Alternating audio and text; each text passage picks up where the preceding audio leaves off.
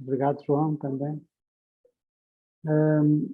Então, este é o segundo webinar de um compromisso que tínhamos com o Centro Europeu de Voluntariado, o CEV, instituição com a qual a Confederação já trabalha há alguns bons anos e que temos todo o interesse e vontade em continuar a colaborar, porque traz efetivamente aquilo que podemos encontrar naquilo que necessitamos de dimensão europeia.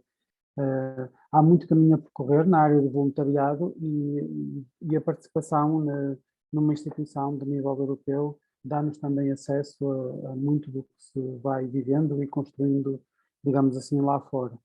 Portanto, o primeiro grande objetivo deste webinar é mesmo a sensibilização para o contributo da União Europeia e das suas políticas para o setor social e, em particular, o voluntariado, onde se insere, e como é que o voluntariado é visto numa esfera mais global.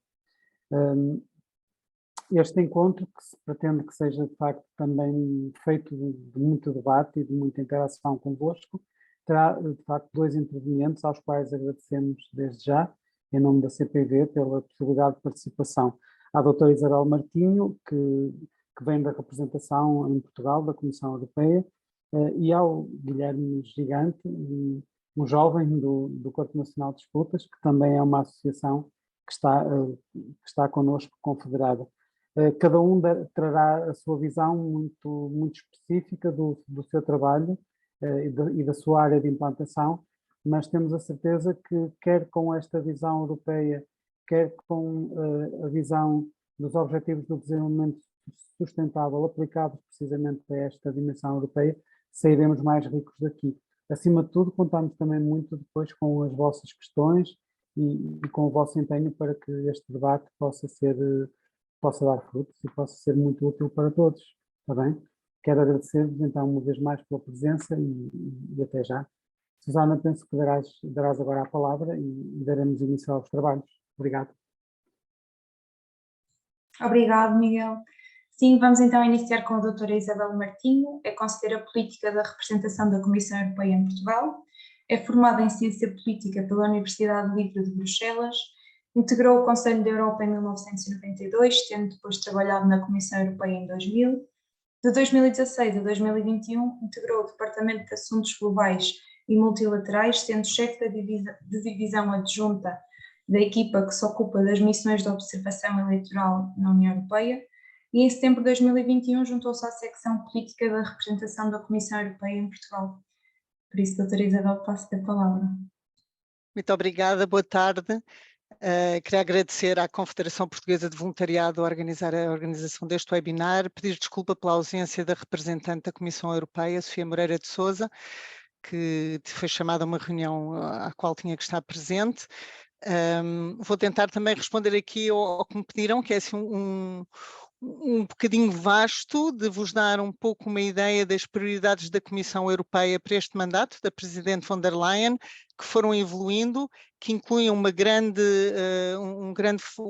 enfoque na participação da sociedade civil, nomeadamente dos jovens, e depois dar uma informação sobre as questões de voluntariado e as possibilidades de financiamento de voluntariado a nível europeu.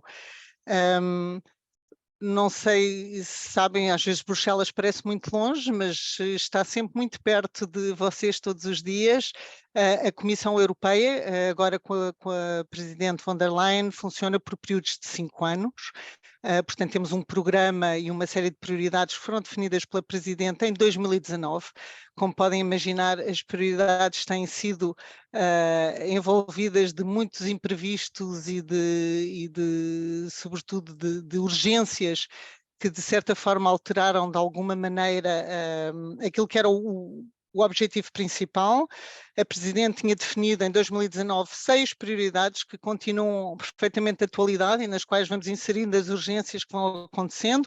Obviamente o Pacto Ecológico Europeu e tornar a Europa mais verde, e todos sabemos o papel que a Europa tem, ambicionando ser o primeiro continente com impacto neutro no clima.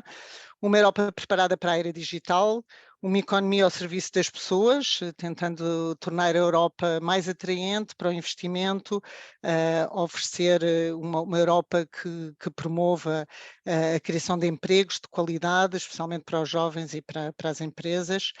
Uma Europa mais forte no mundo, e isto tem todo o significado hoje, porque tem a ver com a política externa da União Europeia, e o que tem sido feito, por exemplo, em termos de reação à guerra da Ucrânia, e falaremos disso um bocadinho mais tarde, a promoção do nosso modo de vida europeu, e mais uma vez ligado também ao que está acontecendo na Ucrânia, que é defender o Estado de Direito e defender os nossos... Era uma união e depois...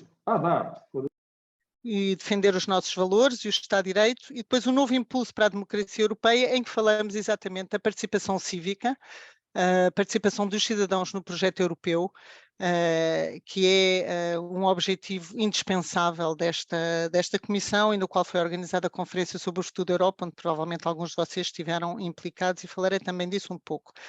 Como estava a dizer, claro que estas prioridades foram definidas em 2019, tivemos a pandemia primeiro, em que muitos dos fundos da União Europeia foram reorientados e tivemos que dar prioridade à urgência ligada à pandemia. Houve uma reorientação dos fundos estruturais, houve obviamente a implicação na Comissão em áreas na qual normalmente não trabalhamos enquanto coordenadores, e a saúde é uma competência dos Estados-membros e não da União Europeia, não da Comissão Europeia. E, portanto, a Comissão pela primeira vez teve que trabalhar desenvolvimento de vacinas, compra conjunta de material médico, etc. Mas sempre dentro dos objetivos de tornar a Europa mais verde, tornar a Europa mais digital. E depois um pacote financeiro que é extremamente importante, e penso que em Portugal todos sabem o impacto que tem o financiamento europeu. Temos normalmente um orçamento de 7 anos, ao qual se juntou aquilo que chamamos o Next Generation EU, que tem um pacote que é a Bazooka, que penso todos os portugueses conhecem por este nome, do qual o Portugal beneficia 16,6 mil milhões de euros, portanto é um valor enorme que se junta já ao orçamento anual da União Europeia, para todos os Estados-membros, e do qual algum financiamento para Portugal, obviamente. E, portanto, estes são praticamente 13 mil milhões de euros, 14 mil milhões de euros em subvenções, e depois 2,7 mil milhões de euros em empréstimos, e aí esse valor é definido, podia ser mais alto, mas o governo português decidiu não abusar do recurso a empréstimos. Obviamente somos um país também já bastante endividado. Mas o que nós estamos aqui a discutir hoje é que a União Europeia é muito mais do que fundos, e acho que Portugal também tem que fazer esta passagem de não ver a União Europeia como um financiamento que vem, porque temos que nos desenvolver e depois dar a oportunidade a que sejam outros países que venham também juntar-se ao clube europeu e que tenham direito a esse financiamento. É sobretudo fazer parte de um grande clube de democracias, é fazer parte de um grande bloco económico e político. Obviamente Portugal sozinho, na cena internacional, com parceiros como a China ou a Índia, os Estados Unidos, obviamente, não teria peso praticamente nenhum, portanto beneficiamos de estar juntos com um grande número de países que têm uma política externa muito presente na cena internacional. E penso que vimos isso também agora, que temos uma guerra no continente europeu e que sentimos mais do que nunca que devemos defender os nossos valores, devemos defender a democracia e que apenas o poderemos fazer juntos, e que a paz, sobretudo jovens como o Guilherme e outros que sempre viveram em épocas de paz e de democracia, que não foi o meu caso, eu nasci numa ditadura, como provavelmente várias outras pessoas que estão aqui, de percebermos que a nossa democracia não é nem garantida, nem permanente, e sem a participação dos cidadãos europeus é um projeto que está em perigo. E foi assim que a Presidente von der Leyen e o Presidente do Conselho e do Parlamento Europeu decidiram lançar a Conferência sobre o Futuro da Europa, e portanto passa aqui um pouco mais para a parte da participação cívica. Projeto atrasado pela pandemia, mas que teve lugar de maio de 2021 a maio de 2022. no qual foi sem dúvida o exercício de consulta pan-europeu sem precedentes. E vou-vos dar alguns números de participação, isto no período de um ano. Havia uma plataforma digital que recebeu cerca de 5 milhões de visitantes e mais de 50 mil participantes participaram em 18 mil debates e 6.500 organizaram eventos. Portanto, havia uma plataforma onde se introduzia toda esta atividade a nível da Europa. No fim, e também houve uma série de debates em Estrasburgo, portanto, cidadãos normais, idades diferentes, origens sociais variadas, que estiveram em Estrasburgo a debater temas sobre o futuro da União Europeia. E no fim foi um relatório que foi entregue com 49 propostas, com 326 medidas, em todas as áreas, desde o clima, saúde, digital, democracia europeia, etc. Em Portugal houve uma série de debates promovidos tanto por associações como pela Secretaria de Estado dos Assuntos Europeus, nomeadamente 7 debates centralizados por todo o país, e tivemos também 24 cidadãos portugueses que participaram nestas conferências sobre o futuro da Europa em Estrasburgo, que foram decididos, foram escolhidos aleatoriamente.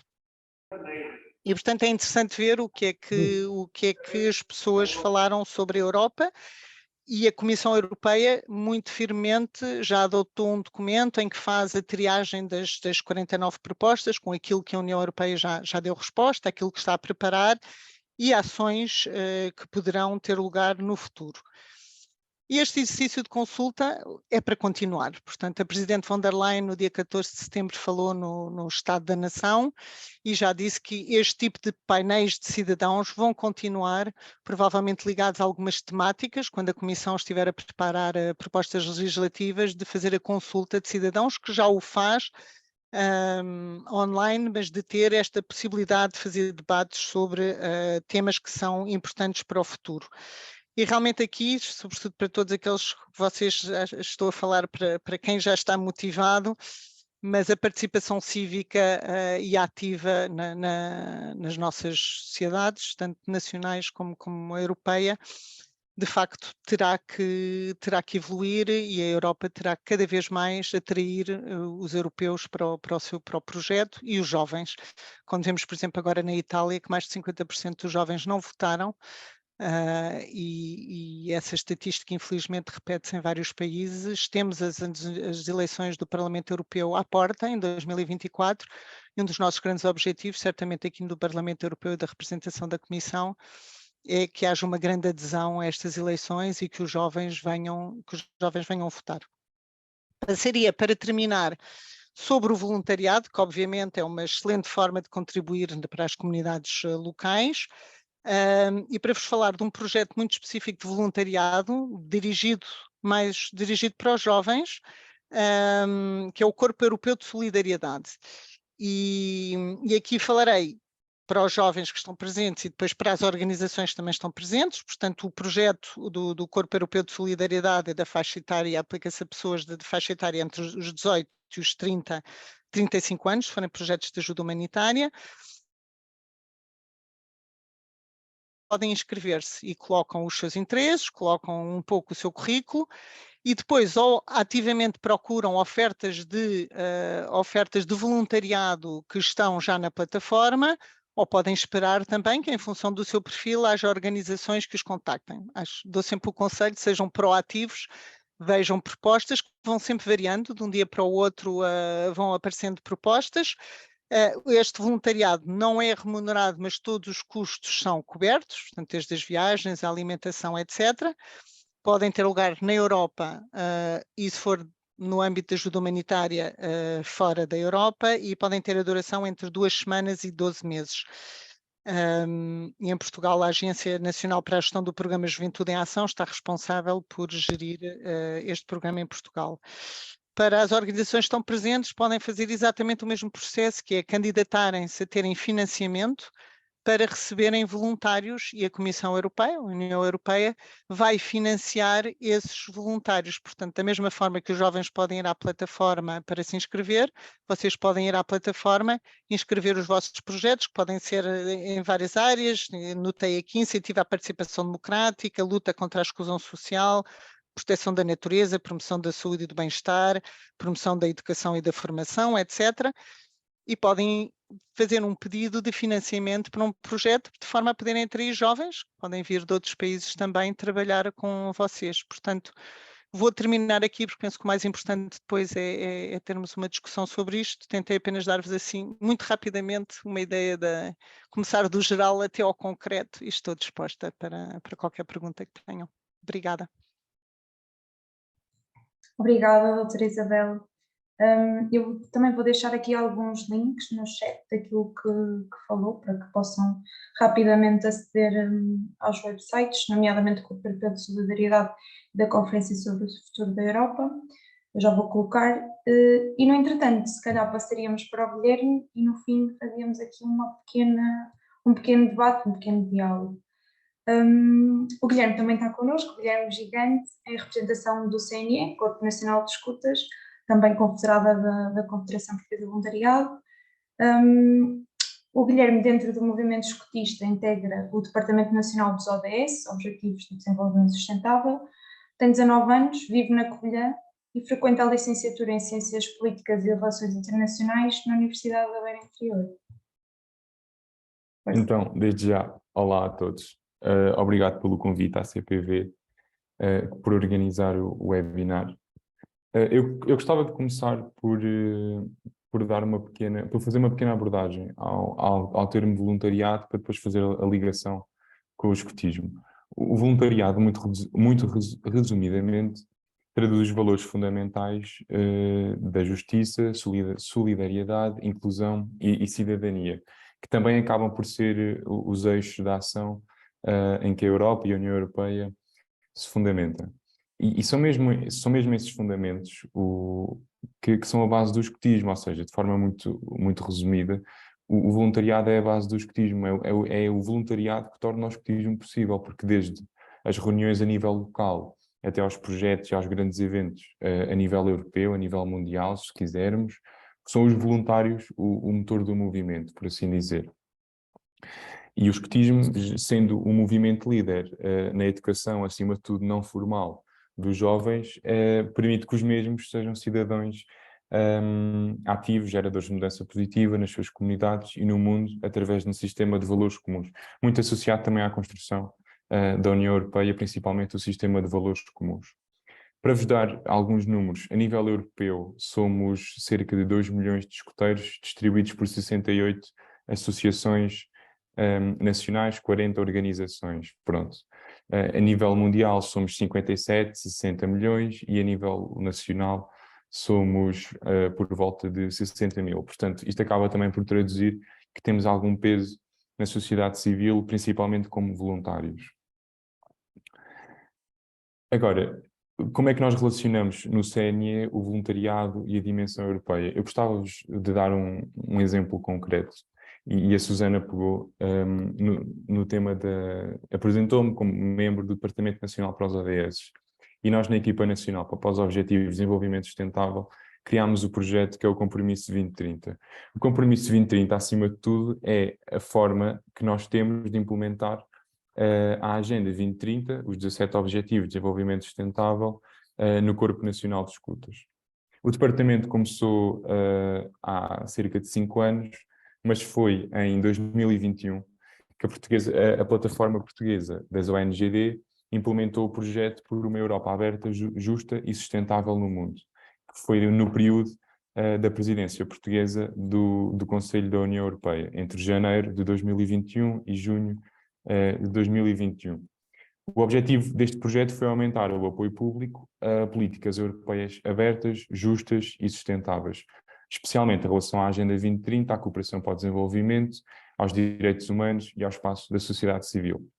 Posto isto, o CNE, através do Departamento Nacional dos Objetivos de Desenvolvimento Sustentável, candidatou-se à subvenção do projeto de Presidência, que eventualmente acabou por ser atribuída, e aí criou e consolidou o Compromisso 2030. O Compromisso 2030, por alto, tem 4 eixos de ação. O primeiro eixo é a sensibilização e a mobilização para a Agenda 2030. O segundo eixo é a ação consoante a Agenda 2030. O terceiro eixo é as parcerias que é o ODS 17, que é dos mais falados e dos mais importantes, as parcerias para a implementação e a ação conforme a Agenda 2030, e o quarto eixo, por último, são as melhores políticas que dentro do Corpo Nacional de Escutas, como com os parceiros externos, tentamos sempre que sejam orientadas conforme a Agenda 2030. O nosso trabalho enquanto departamento a nível nacional acaba por ser, criamos imenso conteúdo para os agrupamentos, para o nível local, mas que também é usado internacionalmente, já fomos reconhecidos várias vezes internacionalmente pelo trabalho que vamos desenvolvendo. Lançámos também, com o apoio do projeto de presidência, o lançamento e continuamos a fazer a manutenção de um website só relacionado ao compromisso 2030, ou seja, ao nosso projeto dos 17 Objetivos de Desenvolvimento Sustentável dentro do CNE, e já fizemos mais de 200 ações de formação pelo país todo. Qual é que é a conclusão que eu retiro disto? É que isto é um exemplo de como a União Europeia tem um papel fundamental no apoio, principalmente, muitas vezes, que é o mais falado a nível financeiro, nas ações de voluntariado, porque apesar de ser uma organização nacional e fazermos grande parte do nosso trabalho a nível local, tudo isto não era possível sem apoios que vieram da União Europeia, em que a União Europeia está constantemente a ajudar-nos. E daí nós usarmos muito uma expressão que é o pensar global e agir local, também muito associada à União Europeia noutros contextos. Resumidamente, isto é o trabalho do escutismo, tanto um bocadinho a nível europeu, porque acaba por se refletir a nível europeu o que nós fazemos a nível nacional. Todas as organizações dos outros países da Europa acabam também por ter equipas e por ter projetos a trabalhar a Agenda 2030. Isto é o que nós fazemos enquanto Corpo Nacional de Escutas. Também já vos relacionei um bocadinho o papel da União Europeia nos apoios que nos dá. E, portanto, não sei se agora a Susana queria já partir para o debate. Não sei. Sim, podemos. Não sei se aqui o Miguel tem algumas questões já pensadas previamente. Podem ser um bom ponto de partida. Obrigada, Guilherme. Miguel. Obrigado, Susana. Eu notei aqui algumas questões que realmente gostava de conhecer, se calhar um bocadinho melhor. Eu tive a oportunidade, relativamente, e falando das conferências sobre o futuro da Europa, eu tive a oportunidade de participar numa, enquanto simples participante, não é? E de facto notei a novidade, notei o interesse por parte dos participantes da sessão em que estive, no caso foi em Bragança. Eu já não consigo precisar em que altura foi, mas foi algo recente. Mas também notei aquela preocupação de, muito bem, e agora, isto que nós deixamos como testemunho, como inquietação, vai para onde? De que forma é que é trabalhado? A doutora Isabel Martins já nos deu aqui uma nota, mas eu penso que pedia-lhe também o favor de, se possível, explanar um bocadinho mais essa questão. Notei também esta questão do Corpo Europeu de Solidariedade. Pessoalmente desconhecia essa questão do funcionamento em termos de as organizações podem propor e candidatar-se, no sentido desde que tenham projetos de 2 semanas a 12 meses. E, portanto, que é algo que também poderá ser útil para as nossas organizações. Não sei também em termos de envolvência, ou seja, do número de voluntários que têm estado a participar, se há alguma estatística que nos possa dizer o quão, digamos, o quão grande tem sido a adesão por parte dos jovens e por parte das instituições, e até se em termos de balanço, se há mais procura, se há mais oferta. Portanto, poderia ser interessante também perceber um bocadinho mais esse detalhe. E relativamente ao Guilherme, já agora falaste do projeto de presidência, talvez se pudesses depois explicitar um bocadinho mais em detalhe alguma coisa que nos pudesse trazer também aqui ao debate. E para já era isto. Tenho a certeza que por parte dos nossos participantes também haverá várias questões e fico a aguardar também. Obrigado.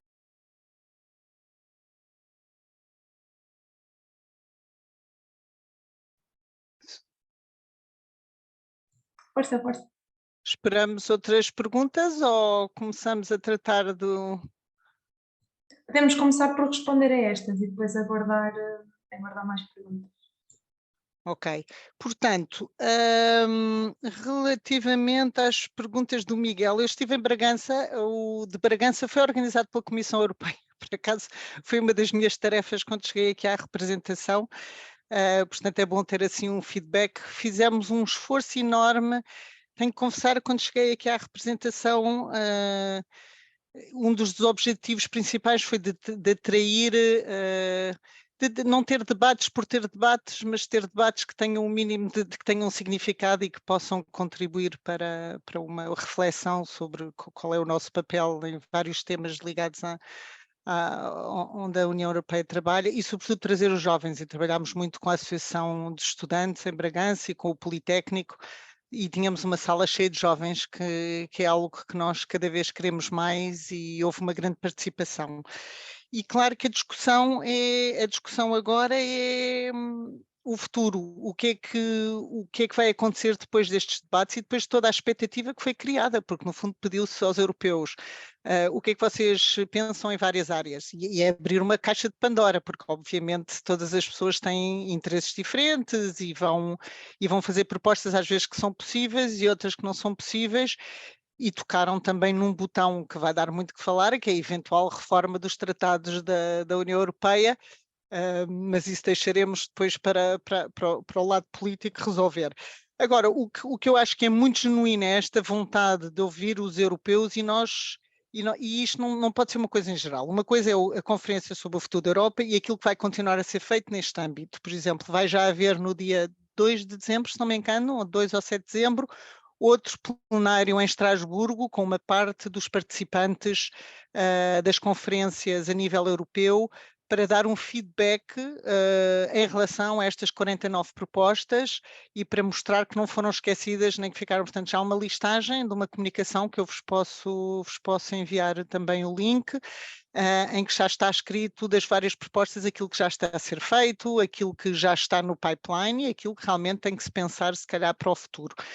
E realmente o compromisso da Presidente von der Leyen foi de continuar a fazer este tipo de debates, depois relativamente a certas propostas legislativas, teremos que ver quais serão. Agora, o que eu acho é que o nosso trabalho, eu conheço mais em Portugal o que é que se está a fazer, obviamente, o trabalho tem que ser feito no cotidiano. Por exemplo, nós temos uma escola de verão que organizamos todos os anos. Este ano foi nos Açores, em que juntamos jovens de todo o país, de experiências muito diferentes, não tem que ser de ciência política, há médicos, há engenheiros, e durante 4, 5 dias tivemos estes jovens com pessoas como o Secretário de Estado dos Assuntos Europeus, o Durão Barroso esteve presente, normalmente estão comissários presentes, tem embaixadores, tinha uma embaixadora de Portugal nas Nações Unidas, em Nova Iorque, e portanto, e durante aqueles 4, 5 jornalistas, e durante 4, 5 dias estivemos a discutir uma série de temas que foram desde da crise energética, ao apoio às pequenas e médias empresas, ao papel dos jovens, e em que os políticos ouviram os jovens. Eu penso que isto é extremamente importante, e eu acho que quando nós abrimos essa porta, de repente os próprios políticos, e nós fazemos isso muito com a comissária Elisa Ferreira, que esteve em Bragança, que começam a perceber que convém sair do círculo em que funcionam sistematicamente, que é o ciclo político, e começar a ouvir os cidadãos e poder perceber quais são as preocupações dos cidadãos, porque obviamente a União Europeia não funciona num vácuo em termos de contexto.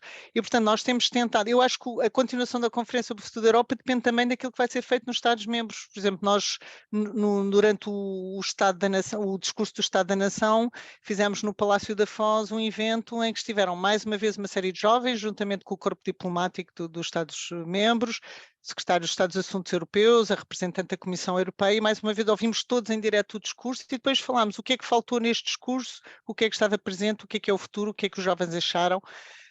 E, portanto, é um exercício cotidiano do qual o vosso trabalho de voluntariado é extremamente importante. Nos escoteiros, obviamente, não é só as organizações de juventude trabalharem num tema específico, mas apelarem a essa cidadania, sobretudo da juventude, da participação democrática. Portanto, acho que é um projeto em construção. Agora, acho que a pandemia e agora a guerra da Ucrânia deu uma exposição à União Europeia que de certa forma se tinha um pouco apagado, porque as pessoas tomam como garantido uma série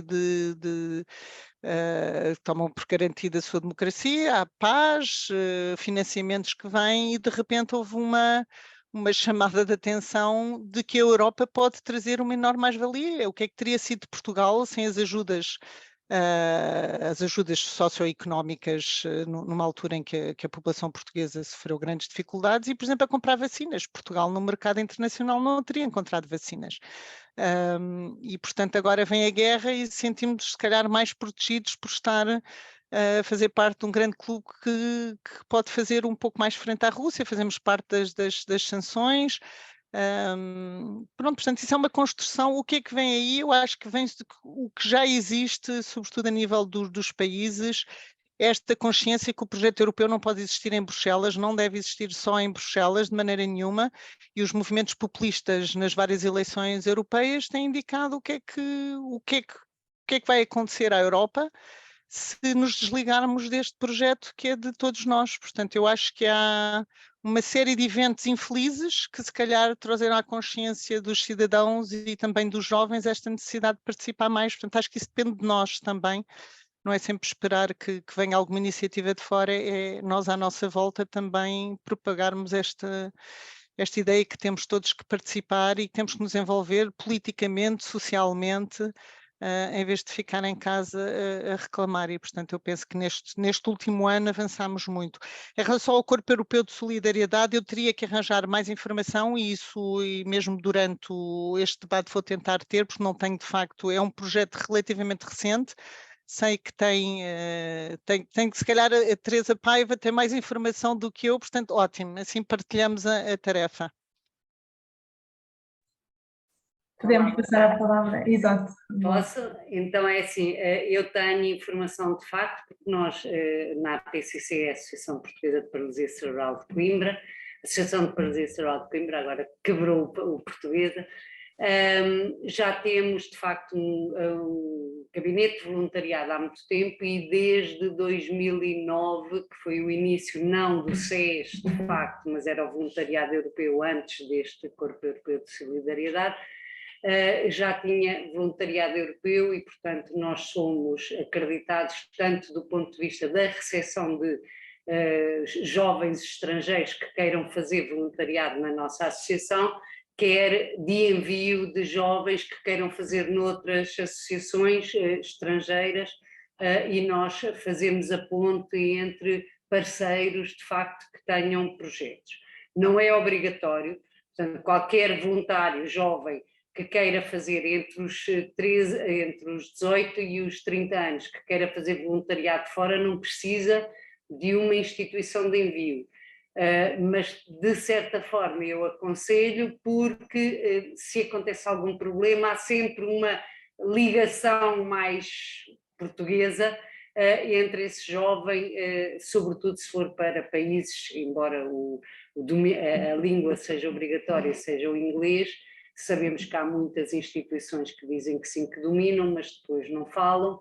Também pertence a este Corpo Europeu de Solidariedade que os alunos aprendam, no caso de recebermos, que aprendam português, é uma das mais-valias e uma das coisas que faz com que este projeto seja de facto aquilo que dizia o Guilherme, um pensar global, portanto que nós, quando estamos num país, falemos a língua desse país, apesar de podermos ter dificuldades e podermos, de um modo geral, comunicar mais em inglês, de facto existe uma obrigatoriedade, entre aspas, de que eles tenham aulas de português neste momento pelo OLS, portanto, por uma plataforma de ensino da língua, a que nós, por exemplo, aqui em Coimbra, não fosse Coimbra, não é? solicitamos e temos uma parceria com a Faculdade de Letras e damos o curso intensivo de português para estrangeiros que lá existe. Pronto. Já temos este projeto, não o SES, como a doutora Isabel diz, é de facto, tem, sei lá, 3 anos, 4 anos, e agora obriga a uma candidatura a um selo, para que depois se possa sempre candidatar a qualquer projeto, mas nós já tínhamos isto há quase uns 10 anos e já fizemos 2 projetos por ano, isto é de 6 meses, 2 projetos a funcionar com 4 jovens de cada vez, porque só temos acolhimento para 4, e isso é importante que nós possamos dar condições para que as pessoas estejam em voluntariado, mas tenham condições para estar, não é? Que isto seja, para mim, voluntariado, vou dizer um disparate, mas aprendi com a Confederação Portuguesa de Voluntariado, com a doutora Chambel. Voluntariado costuma-se dizer que é altruísta, mas muitas vezes é egoísta, no sentido em que nós recebemos mais do que aquilo que damos. Tudo o que nós recebemos de prazer pelo facto de estar a ajudar, e vocês no Corpo Nacional de Disputas acho que ainda tem mais valor isso, tudo o que nós recebemos pelos movimentos que fazemos com os jovens que estamos, pode ser muito trabalho, mas é sempre super agradável e isso traz-nos alegria e traz-nos bem-estar psicológico, que no fundo era o que dizia a doutora Chambel, acaba por ser ao contrário, era uma provocação, e eu estou a usá-la como provocação. De facto, há sempre um win-win, ganhamos sempre todos, e eu acho que é muito importante, e de facto em termos, pronto, assim financeiros só, porque acho que é sempre importante, basicamente eu acho que por cada voluntário que se recebe são à volta de, eu não queria mentir, isso é melhor ir ver mesmo no programa da Agência Nacional Portuguesa, que é em Braga, a Agência Nacional Juventude em Ação, tem o programa do SES, e é melhor ver, porque eu não consigo lembrar, sei que ainda agora estou a começar um projeto e dá à volta, para a instituição, à volta de 13 mil euros, temos só 4 jovens para 6 meses, portanto, fazendo contas rápidas, será 2 mil euros, sempre bem, mas claro, há despesas de viagens, há isso tudo que depois nos depende, não será exatamente esse o valor, mas quer dizer, de qualquer modo será na ordem pelo menos de 800 e tal euros, 900 euros, para também alimentá-los, dar-lhes o alojamento e tudo mais, mas sobretudo o que é muito importante, um bocadinho para continuar a voz das 3 pessoas que falaram antes, é fundamental a cidadania dos jovens. A Associação de Paralisia Cerebral, de facto, trabalha com pessoas com deficiência e, portanto, é a sensibilização destes jovens europeus para a questão da deficiência e a questão da igualdade e da não discriminação, mas, de facto, o que os nossos jovens ganham, os com paralisia cerebral, relativamente a estrangeiros que vêm e que têm que comunicar com eles e que lhes contam das suas cidades e dos seus países, falo-los quase que como viajar, quando eles às vezes não podem. E eu acho isto fantástico. Mas pronto, a candidatura de facto é uma coisa relativamente simples. É evidente que depende das tranches europeias, de dinheiro para esses projetos, mas nunca nos foi negado uma candidatura e nós não somos mais especiais do que qualquer um. Portanto, força, vão. Obrigada, Teresa. Eu estava agora a ver a Patrícia. Desculpa, Susana, só que eu encontrei aqui uns números, entretanto, mas isto é a vantagem da internet, enquanto a Teresa falava, eu consegui encontrar aqui.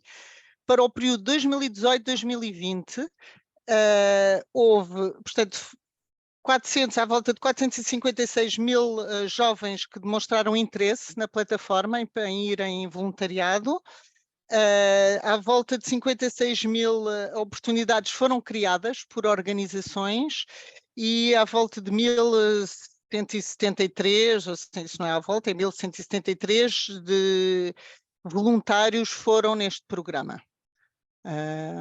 Agora teríamos que comparar, provavelmente os valores dedicados a este tipo de programas foram aumentados neste último quadro financeiro, portanto, Mas não sei se neste caso será-se para 2021, 2027 teria que verificar. Sim, isto geral, obviamente, não é Portugal. Não para Portugal. Portugal teríamos que perguntar à agência, mas eu muitas vezes falo com jovens que não conhecem este programa, portanto, aliás, dou-vos só a informação, desculpa, Susana, para depois continuarmos. Nós temos aqui na representação, aqui no Largo Jamonet, temos a Casa Europa, que dá este tipo de informação a quem quiser saber sobre possibilidades de financiamento, tanto a nível europeu como a nível das agências nacionais. E temos também os Europe Direct, temos 15 Europe Direct espalhados pelo país que podem ajudar a dar essa informação, portanto depois também poderei dar esses contactos para saberem que há sempre um lugar onde, se tiverem dúvidas sobre possibilidades de financiamento ou de projetos, etc., que podem contactar. E aqui calmo imediatamente, Susana. Não, sem problema. Eu ia só dizer, até porque vi a Patrícia da Câmara Municipal de Gondomar, que também está disponível para municípios, não só ONGs ou IPSS, mas também para municípios, outras entidades públicas, e que realmente para muitas associações é uma boa oportunidade para terem uma experiência diferente para os seus beneficiários, mas também sustentabilidade financeira que fica um bocadinho, pronto, que todas as despesas são cobertas e que realmente ganha-se muito nos dois níveis, portanto, sem ser prejudicial ao orçamento da instituição. Também há pouco vi, eu penso que temos aqui pessoas da Cruz Vermelha, sei que a Cruz Vermelha também trabalha com o Corpo de Solidariedade, se alguém quiser dar o testemunho, caso tenham voluntários europeus nas vossas delegações ou voluntários portugueses já tenham ido para fora, através das vossas delegações, ou até mesmo outras pessoas que estejam a participar e conheçam o programa e já tenham ou participado ou feito a gestão de projetos financiados pelo Corpo Europeu, se quiserem partilhar, estejam à vontade, enriquecer um bocadinho.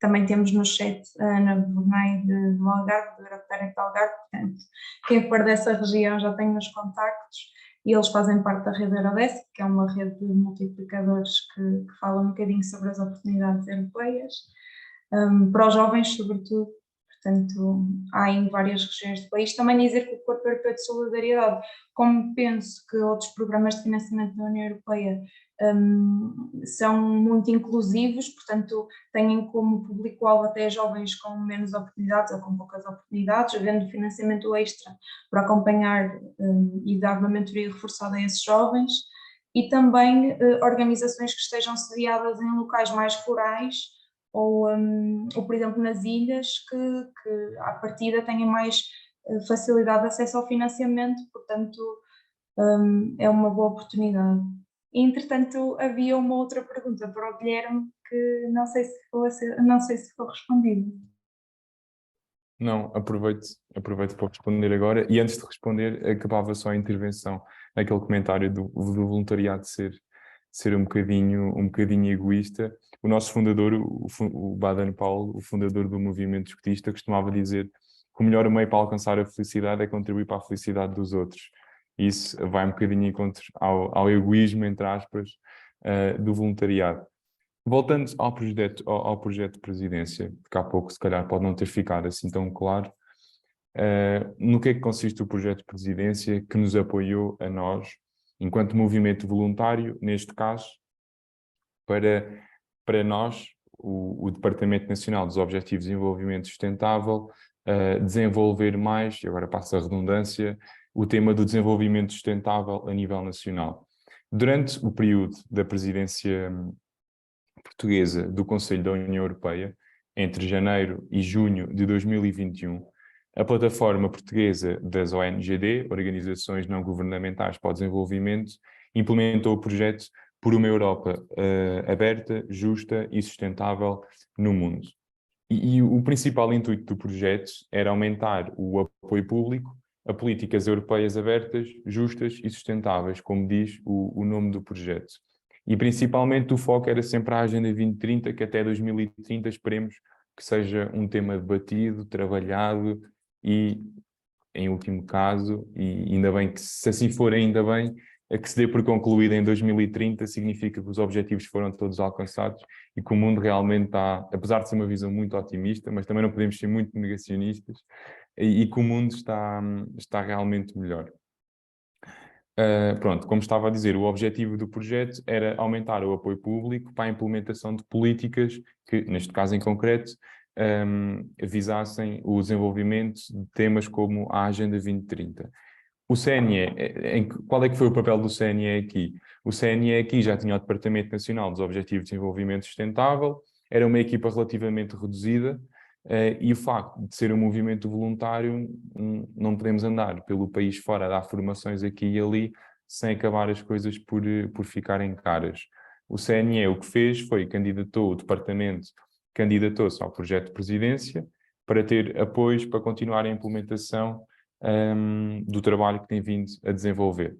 Acabámos por conseguir os apoios e desde aí o que nós fizemos foi criámos imensos kits, já criámos alguns kits, mas que são bastante ricos em conteúdo da Agenda 2030 para ser trabalhado a nível local, regional, nacional, internacional até. E esses kits acabam por ser linhas orientadoras para ajudar os agrupamentos, neste caso a nível local, com os miúdos a ensinar ou a abordar o tema da Agenda 2030, tem jogos, tem imensas coisas, que eu daqui a bocado já deixo aqui no chat o nosso site, que isso está lá tudo. Também deu, e por falar no site, também deu para criarmos um site que envolve sempre alguns custos, principalmente com manutenção, e agora neste momento também já temos um site ativo com tudo o que temos que fazer. E acima de tudo, que é o nosso principal trabalho, são as ações de formação e sensibilização que vamos dando, quer online, quer presencial, agora felizmente mais presencial, mas que vamos sempre que nos convidam, vamos sempre ou dar uma formação, ou fazer workshops ou webinars sobre a Agenda 2030 e podendo ou não ser o papel do escutismo nesse tema. Quando fazemos para dentro do movimento do Corpo Nacional de Escutas, relacionamos sempre a Agenda 2030 e o escutismo, também somos convidados e vamos de bom gosto para parceiros externos, não só para organizações externas ao CNE, e aí também podemos falar do escutismo e a Agenda 2030, mas também abordamos a Agenda 2030. Eu vou deixar aqui o site, o site do Compromisso 2030, para se alguém quiser visitar ou depois eventualmente tiver dúvidas, para dizer. Mas acho que relativamente ao projeto de presidência é isto.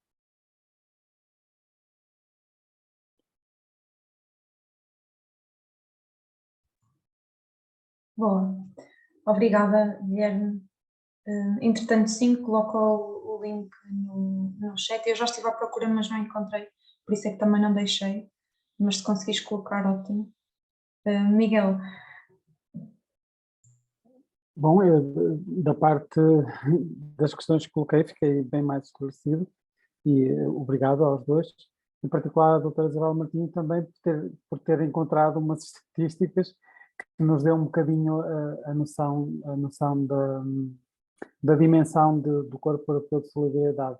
Eu, a primeira vez que ouvi falar deste programa, estranhei um bocadinho o nome, confesso. Né? Corpo Europeu de Solidariedade, realmente pareceu-me assim um nome... Não consegui associar logo ao seu objetivo fundamental. Não é? Felizmente que a Teresa Paiva também nos partilhou aqui alguma da experiência que tem tido e que já é vasta, porque já é anterior até ao próprio programa. E eu já agora aproveitava e tomava a liberdade de lhe perguntar, Teresa, se efetivamente portanto, já relatou aí alguns dos resultados de uma forma informal que estes projetos trazem para as pessoas e para as organizações, não é? Mas se efetivamente isto constitui uma mais-valia ao ponto de, no vosso caso, a Associação de Paralisia Cerebral, continuar a querer desenvolvê-lo nos anos seguintes. Ou seja, se o facto de trazer gente de fora, neste caso de outros países e, portanto, de outras realidades, ainda que para temas que também existirão nos seus países, mas se esta forma se ajuda a construir também a Europa, neste sentido, não é?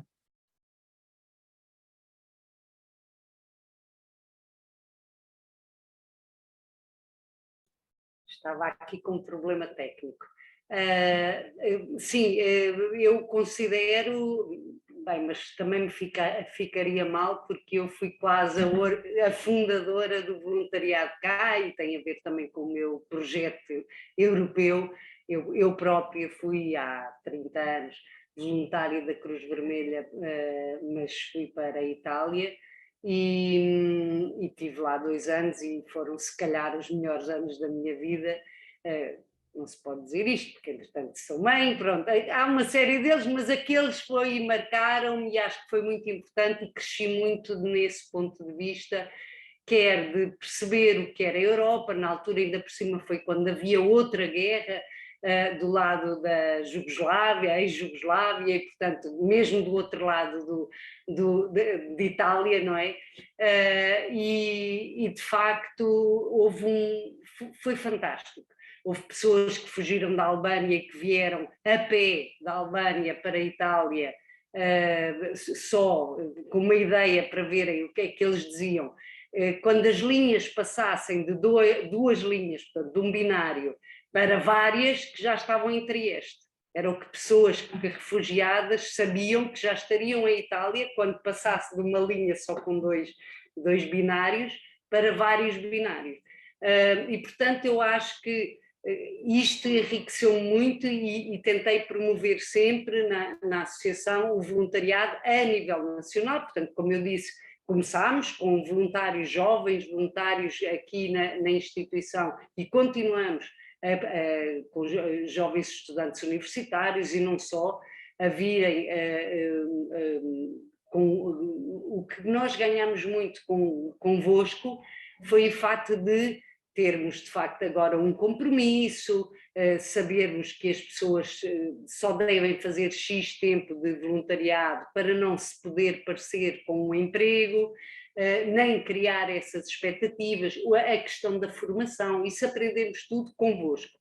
Em relação ao voluntariado europeu, que já me vem, como eu disse, eu julgo que candidatámos a primeira vez em 2009 e tivemos os primeiros voluntários europeus, eram 2 gregas, um turco e uma húngara, em 2010. E desde aí tivemos no princípio, como eu disse, 2 grupos de 4 por ano e agora temos só um, porque também os recursos vão diminuindo e eles precisam de facto também de muito apoio. Portanto, em termos do perde e ganha, para mim é sempre ganha, porque são jovens, porque trazem imensas ideias, porque fortalecem de facto até naquilo que é o nosso público-alvo, que são as pessoas com deficiência, fortalece esta ideia da Europa, para eles também, e eu acho que é sempre uma mais-valia.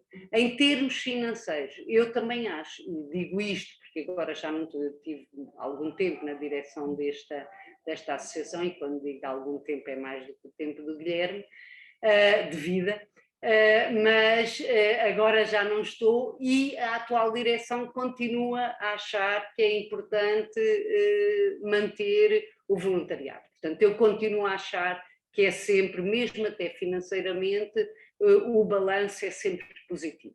Dá trabalho, é verdade, é um gosto, portanto, aí estamos na parte do lado do gosto das coisas e quando fazemos as coisas por gosto é sempre um ganho. E, portanto, eu acho que é importante vocês, acho mesmo, um bocadinho só de história relativamente ao que achou estranho do SES. É porque antigamente havia 2 medidas ou 3. Uma era o voluntariado europeu, que depois foi anexado a este Corpo Europeu de Solidariedade. Havia os projetos solidários, que era outra coisa diferente, portanto era até com jovens nacionais, no caso de Portugal, e que concorriam, por exemplo, um programa, como estava a dizer o Guilherme, de fazer um kit de formação para, por exemplo, agora a economia circular, por exemplo. Isso entraria dentro dos projetos solidários e eram financiados de uma forma diferente, nós nunca concorremos. E depois eles anexaram, eu julgo que isto a nível europeu, não estou a falar em nome da Agência Nacional, mas a nível europeu acharam por bem anexar todas estas promoções num grande chapéu que se chama Corpo Europeu de Solidariedade. Não é só o voluntariado que está nele. Obrigada, Teresa. Não. Mais alguém gostaria de partilhar? Pode também ser algum comentário, alguma... Boa tarde. Sim, boa tarde. Eu gostaria de dizer alguma coisa. É o seguinte, eu vim apanhar o comboio e afinal apanhei um shuttle, porque estou muito longe destas coisas de voluntariado, embora eu própria seja voluntária há cerca de 2 anos. Eu sou da Cruz Vermelha, da delegação da Figueira da Foz, e gostaria de vos deixar aqui a minha experiência como voluntária. Eu sou coordenadora da estrutura operacional de emergência, também ajudo na ação social, ajudo em tudo o que seja preciso dentro do voluntariado. E o que eu gostaria de frisar aqui, para quem de direito, e se alguém pode ajudar, era o seguinte: eu estou em crer, pela experiência que vou tendo, que o nível de voluntários existentes na Cruz Vermelha, de uma forma geral, tem vindo a diminuir, e não só na Cruz Vermelha, também nos bombeiros voluntários, e eu estou muito direcionada para a área de emergência e socorro, não é? Tem vindo a diminuir. E o que eu pergunto é, o que é que podemos fazer em Portugal, primeiramente, para aumentar, para motivar os jovens a ajudar os outros, como dizia o Guilherme, e muito bem, eu também fico feliz por ajudar os outros. É o melhor pagamento que eu posso ter. O que é que eu vou dizer? Que regalias podemos nós dar aos nossos voluntários? Estou a falar neste momento das pessoas da Cruz Vermelha, mas isto será para outros que tenham interesse público, o seu voluntariado.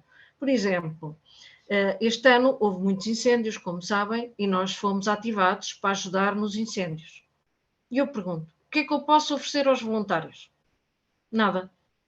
Porque os bombeiros são dispensados do seu serviço, nada neste sentido. Os bombeiros são dispensados. Eu não posso dizer aos voluntários, venham ajudar, embora eles queiram, porque estão a trabalhar.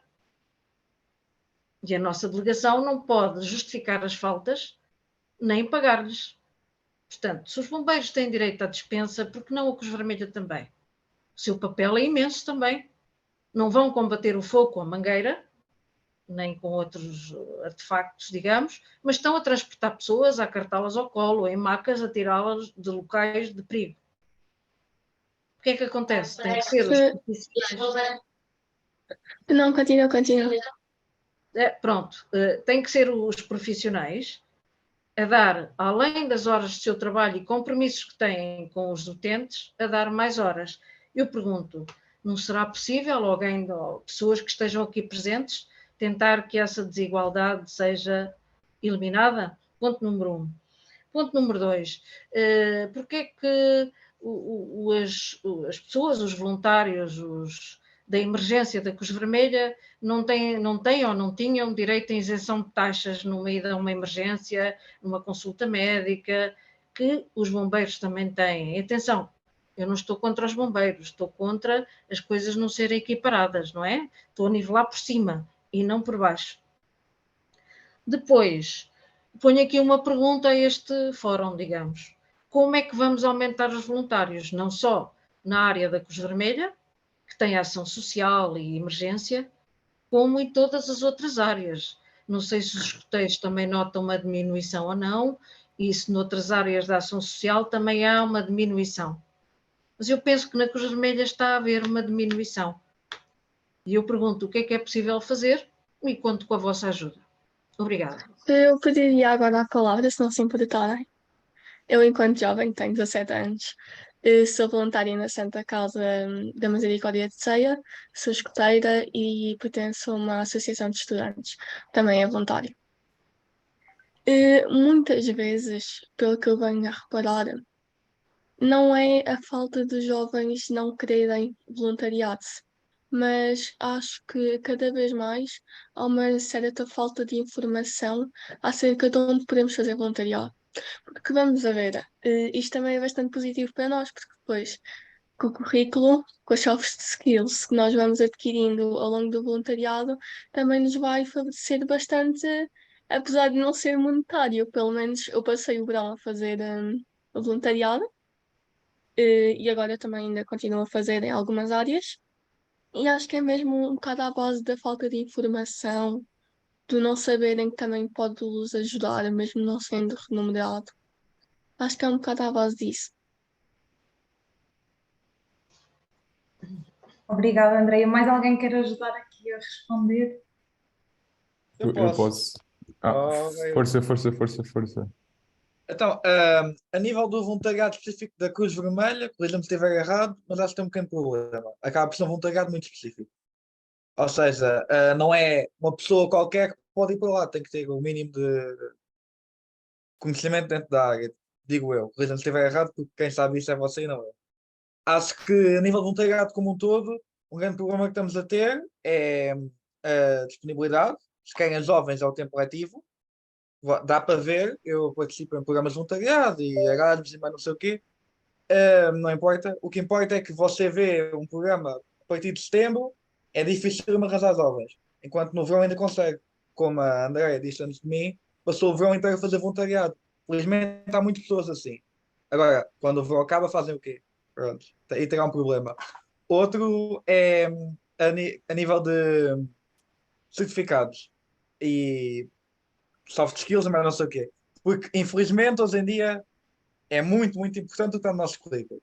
Alguns de vocês já não são tão jovens quanto eu, se calhar não sofreram tanto com isso, mas atualmente é um grande sofrimento para ter aquele currículo todo bonitinho, porque é mesmo muito importante. E qualquer jovem, ou pelo menos os jovens que estão muito preocupados com o seu futuro profissional e pessoal, vai sempre procurar o voluntariado que dê o currículo mais bonitinho. Que não sei se será o da Cruz Vermelha. Se calhar é, se calhar não é. Mas, infelizmente, muitas vezes, por mais que queiramos ajudar, temos que procurar a ajuda onde fica o nosso currículo mais bonitinho, ser um pouco egoístas. Não, não é correto, na minha opinião, mas sei de várias pessoas que sofrem com isso.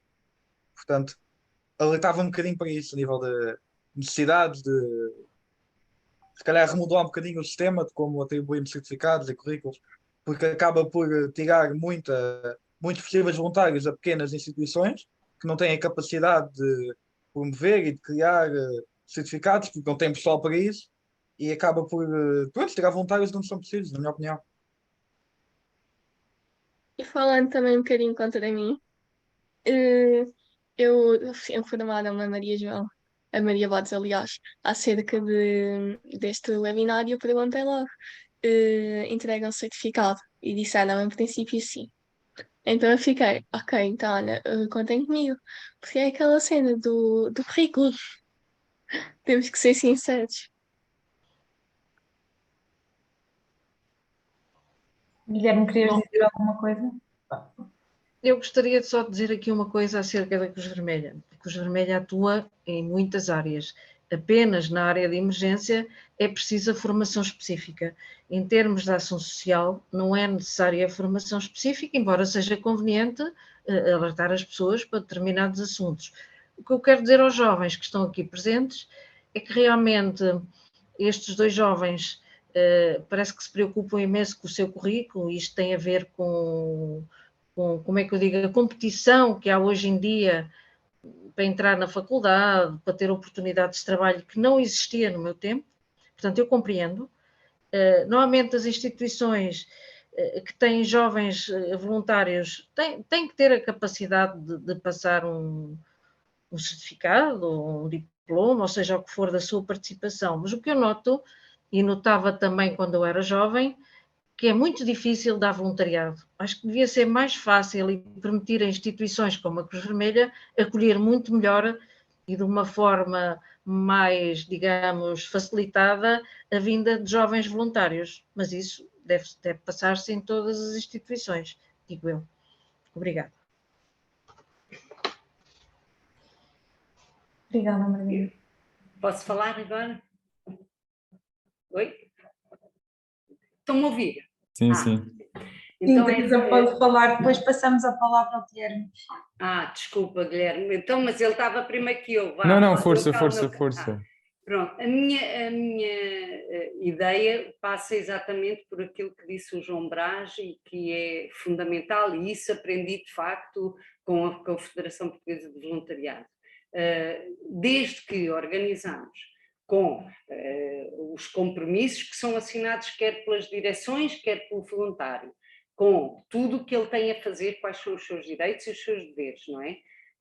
E isto vale para os dois lados, e é um compromisso para os dois lados, não é? Até, de facto, no final do prazo, eles terem um certificado, é fundamental, porque não é que eu acho que seja importante, mais uma vez vamos inverter a coisa, e muitas vezes eu lembro-me que o voluntariado no início era uma medida para meter um pé numa associação e mostrar e bem o seu trabalho e a necessidade que essa associação teria de contratar esta pessoa no fim, é legítimo que o façam, mas a ideia aqui é, já muitas, e nós próprios fazemos, mas eu vejo imensas e tenho filhas de facto a concorrer, uma das perguntas que fazem nos recursos humanos quando nós fazemos candidaturas a empregos novos, é qual é a dimensão de cidadania, isto é, qual é a participação que as pessoas tiveram voluntárias na cidadania global, tanto faz que seja europeia, como local, não interessa, projetos que tenham tido diferentes do que aquilo que é a sua obrigação neste momento, pronto, estudar, fazer um curso, quem quer fazer um curso, não interessa, ter outras competências, como dizia a Andreia, soft skills que são fantásticas e que se aprendem muito a este nível, informal e não de estudos universitários ou secundários, não interessa, ou profissionais.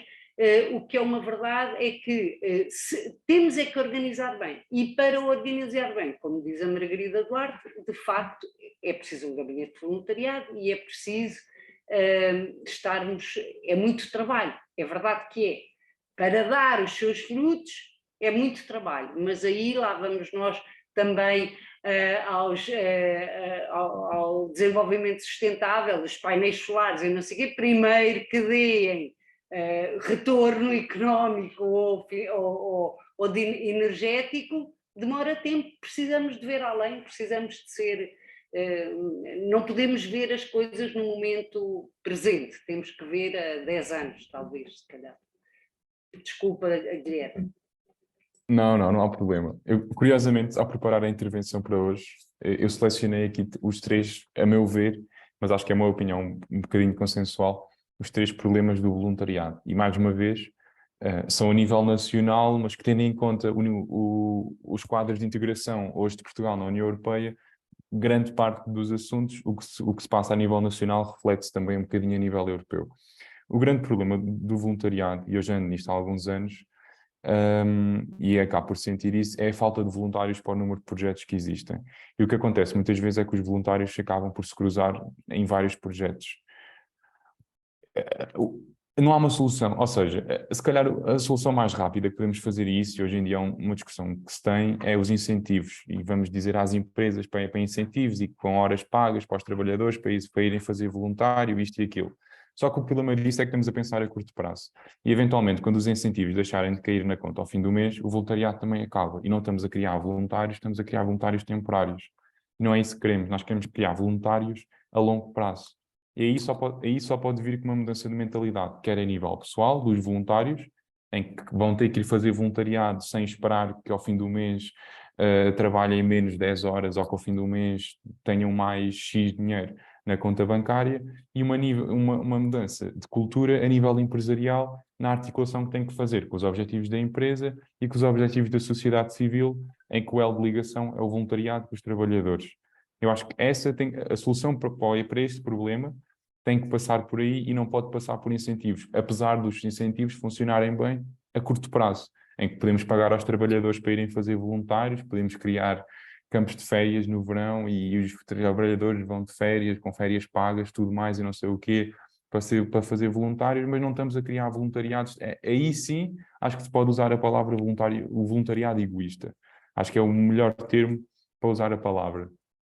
Depois isso leva a outro problema, que era, também quando estava a preparar a intervenção, apercebi-me que a quantidade de informação e estatística sobre o voluntariado também não há assim tanta, tirando algumas páginas institucionais da UE que vão tendo alguma coisa, não há muitos números nem muitos factos sobre o voluntariado. E isso acaba também por ter impacto na divulgação do voluntariado, dos projetos e na captação de voluntários para os projetos que existem. Portanto, aí também tem que se pensar numa solução, porque realmente a falta de divulgação muitas vezes acontece em massa, mas só chega aos que já são voluntários e que eventualmente iam acabar por saber dos projetos. Se não fosse hoje, era amanhã, os projetos iam chegar a mim, acabam por não chegar àqueles que não são voluntários, àqueles que à partida são o público-alvo, se queremos captar mais voluntários para começar a resolver o primeiro problema. E depois o terceiro problema, apesar de eu ainda ser um estudante, ainda não ter essas chatices todas que os adultos têm, por assim dizer, existe uma ausência de um quadro legal efetivamente claro, que acaba por levar a condicionamentos financeiros, obstáculos fiscais, isto ali e aqui, e depois, voltando outra vez ao currículo, não há um reconhecimento concreto das experiências e das competências que foram adquiridas durante o voluntariado. Ou seja, nós voluntários, usando um bocadinho uma expressão, que para quem tem amor à camisola, chega ao fim do dia e não se preocupa com isto, porque fez as coisas, gostaram-se e sentiram-se bem. Mas se calhar ao início, e estavam há pouco os dois jovens a falar do currículo, que é muito importante, também um bocadinho imposto pela sociedade, as escolas também falam muito no currículo, tem que estar preenchido.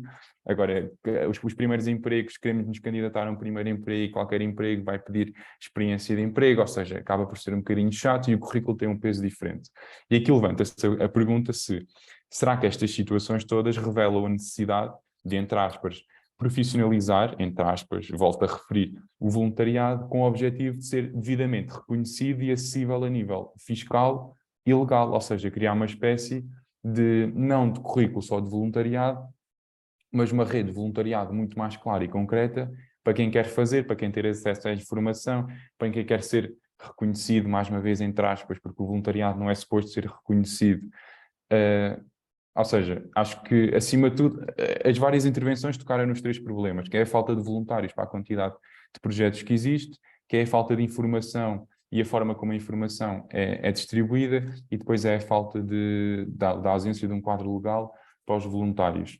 Mas eu acho que, acima de tudo, a grande solução para isto, que é a solução para o primeiro problema, que eventualmente é uma reação em cadeia, é a mudança de mentalidades, tanto a nível pessoal como a nível empresarial, porque com incentivos dificilmente os voluntários vão ficar cá durante muito tempo.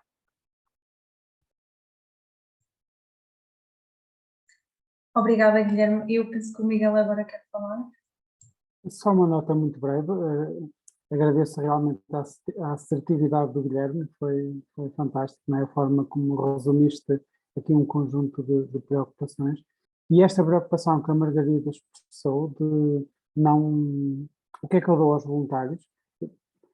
Se calhar os voluntários não esperam nada, mas obviamente que quando facilitamos a oportunidade do voluntário de poder estar, provavelmente estamos a potenciar que o voluntariado cresça.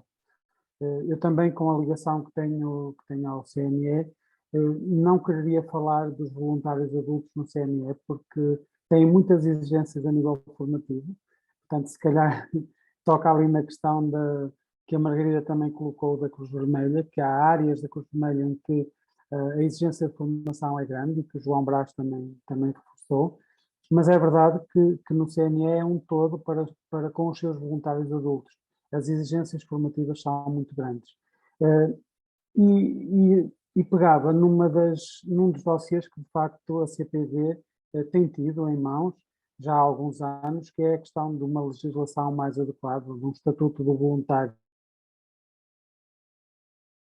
O João Teixeira se quereria intervir aqui nesta questão, porque ele tem uma vasta experiência, porque foi membro da CPV durante mais de 10 anos, foi inclusivamente membro da direção também do SEV durante alguns mandatos, e portanto tem aqui esta ligação e nota que nos poderia dar sobre as questões da legislação e de como a nível europeu também se tem trabalhado este dossiê aqui ao lado, em Espanha, sabemos que há uma legislação mais recente que de facto traz algum interesse e motivação suplementar para o voluntário, que é apenas só isso, uma motivação suplementar, porque se o voluntário não está devidamente porque está à procura da sua felicidade, quer dizer, não há motivação que o leve a fazer voluntariado, penso eu. Mas, João, passava-te a palavra se tu quiseres e se puderes dar aqui um toque a esta nota, se faz favor, obrigado. Sim, eu tinha feito aqui um sinal para falar. Há aqui, de facto, várias coisas em cima da mesa que foram ditas e que merecem uma reflexão atenta. Eu não vou conseguir cobrir todas elas, mas começo pela sugestão do comentário em relação à questão da legislação. Nós temos uma legislação que está completamente ultrapassada, a legislação, a lei de 97 ou 98, não me recordo agora, era de 71, e depois um decreto-lei que também já está completamente fora da realidade, e é um processo que a CPV tem vindo a não sei qual é o ponto de situação neste momento, eu já não estou na direção da CPV, deixei em janeiro deste ano, mas é um processo que já passou por 3 ou 4 legislaturas diferentes, e tudo sempre com muito boa aceitação por parte das entidades com quem falamos, tudo muito bem, tudo muito bonito, cheio de flores. A verdade é que não é um assunto interessante para discutir no Parlamento, portanto há coisas muito mais prioritárias. Depois há sempre a desculpa, então agora veio o Covid, agora veio a pandemia, portanto estes 2 anos últimos que vivemos todos, naturalmente que, enfim, são assuntos mais candentes do que a revisão da lei, mas a verdade é que é um assunto que continua por resolver. Não só a lei, a sua regulamentação naturalmente, mas há aqui um aspecto também relacionado com a questão da legislação sobre o voluntariado que toca outros campos onde há voluntariado, campos de atividade onde há voluntariado, e foi aqui referida a questão dos bombeiros. Eu tive a oportunidade de sugerir, há uns tempos, quando estava na direção da CPV, que pudéssemos fazer um debate alargado sobre todas as áreas que tenham intervenção voluntária que estão regulamentadas, digamos, individualmente, e que, cruzando com aquilo que é a legislação, mais o enquadramento jurídico do voluntariado, a lei chamada Lei do Voluntariado.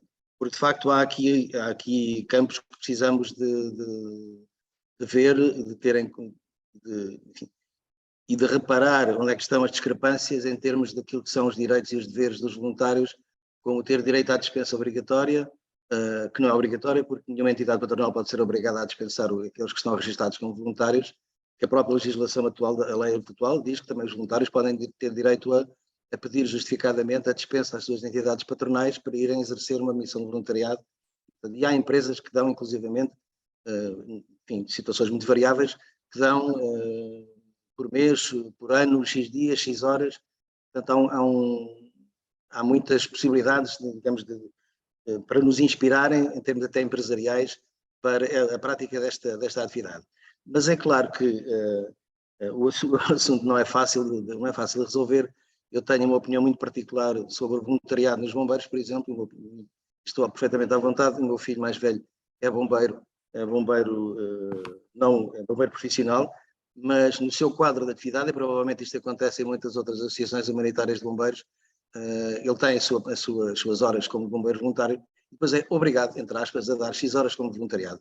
Bem, este é o ponto de discórdia na minha análise das questões de voluntariado, porque se é voluntariado não pode ser obrigado, e portanto são este tipo de situações que deviam ser encaradas de frente por todas as entidades que cruzam a intervenção cívica através do voluntariado. Para mim o voluntariado para mim é a expressão última da prática de uma cidadania ativa. Portanto, isto deve ser equacionado em conjunto com todas estas entidades. É pegar na Lei Geral do Enquadramento Jurídico do Voluntariado, a Lei Quadro Legal dos Bombeiros, o Quadro das Mutualidades, enfim, um conjunto de áreas de intervenção no campo social que precisam de ser revistas, mas com consciência, com debate que provavelmente, seguramente será aceso, mas não podemos ter voluntários ou pessoas a praticar voluntariado em circunstâncias e com direitos e deveres diferentes.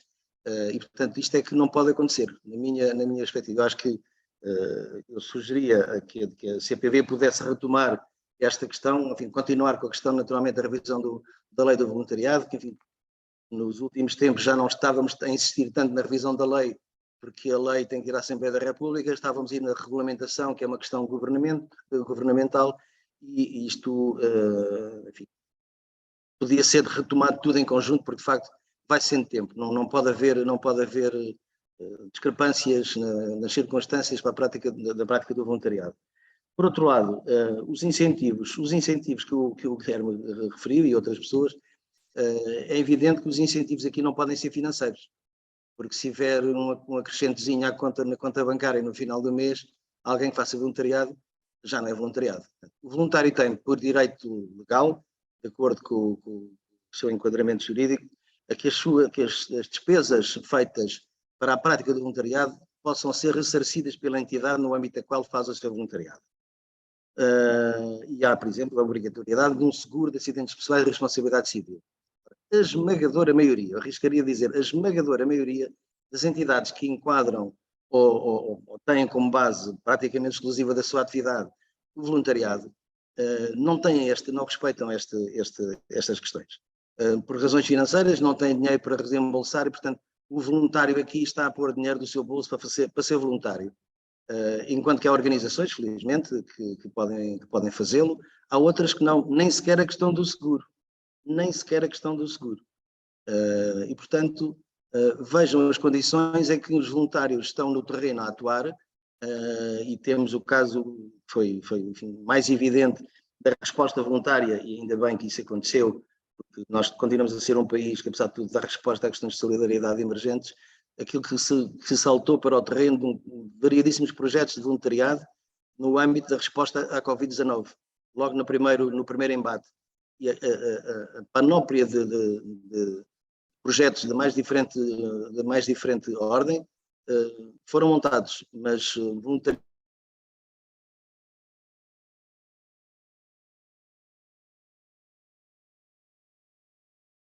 E do ponto de vista da CPV, penso que continua a ser esse o que defende. O que nos interessa é o voluntariado da continuidade, porque nós não podemos ir fazer uma coisinha, não podemos ir dar a aspirina quando alguém tem dor de cabeça e vai lá um voluntário dar-lhe mais aspirina, está bom, muito obrigado, já passou, ok, vamos. E o voluntário vai para casa com o resto da caixinha das aspirinas à espera de ser chamado outra vez para uma emergência qualquer.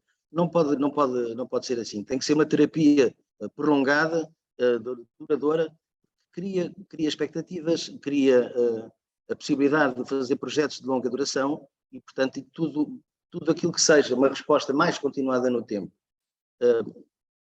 Por outro lado, é preciso assegurar que, de facto, estas entidades promotoras de voluntariado possam estar dotadas dos meios necessários para enquadrar os seus voluntários do ponto de vista da segurança, da formação. E a formação, eu faço aqui agora um pequeno parênteses, a questão da formação, a formação é obrigatória, ou devia ser obrigatória, seja para aquela situação mais simples, de ir ao banco alimentar, pôr comidinha dentro das caixas, ou ir para a Cruz Vermelha. Não é mais importante o voluntariado na Cruz Vermelha do que aquilo que está a ser feito nos bancos de voluntariado ou nos bancos de voluntariado local. São coisas distintas que são importantes, todas elas, cada um no seu sítio e com a sua relevância e nas suas circunstâncias próprias. Agora, qualquer pessoa que vá fazer voluntariado, por mais simples que possa parecer, tem que estar dotada das competências técnicas para a execução, por mais simples que seja, daquela situação, da missão que vai realizar.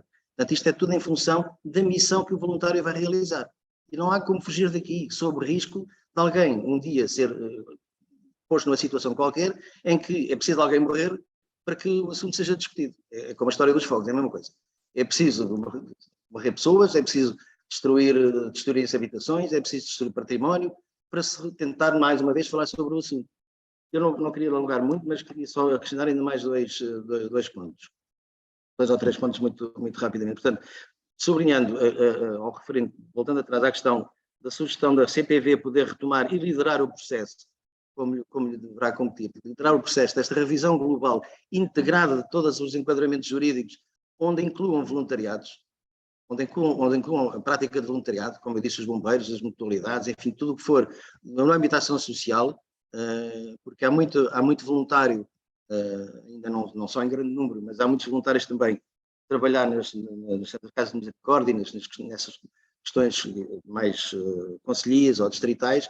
Também há aí voluntários, não são o número de voluntários de grande escala normalmente, mas também é importante ter essas pessoas em consideração, mais um voluntariado mais de direção do que outro, mas não deixa de ser voluntariado. Ver a questão da obrigatoriedade e do controle das garantias mínimas que estão previstas na lei, designadamente a questão do seguro, para mim é fundamental.